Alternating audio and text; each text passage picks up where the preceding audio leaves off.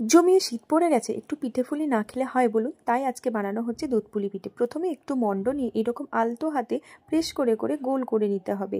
ঠিক এই রকম ঘুরিয়ে ঘুরিয়ে করতে হবে। যখন গোল হয়ে যাবে তখন সেখানে সন্দেশের পুর দিচ্ছি আমরা। আপনারা আপনাদের পছন্দ মতো যে কোনো ধরনের মিষ্টি বা নারিকেলের পুরও দিতে পারেন।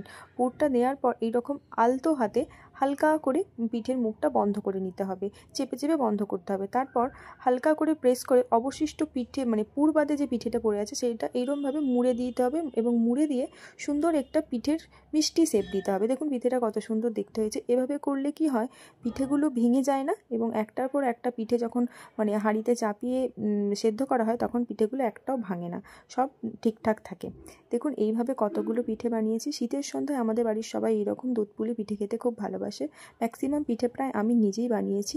এবার হচ্ছে কড়াতে দুধ দিয়ে রান্না হবে। দুধ, নলেন গুড় আর একটুখানি খোয়া ক্ষীর দিয়ে এতগুলো দুধ পুলি পিঠে রান্না হয়েছে এবং খেতেও খুব সুন্দর।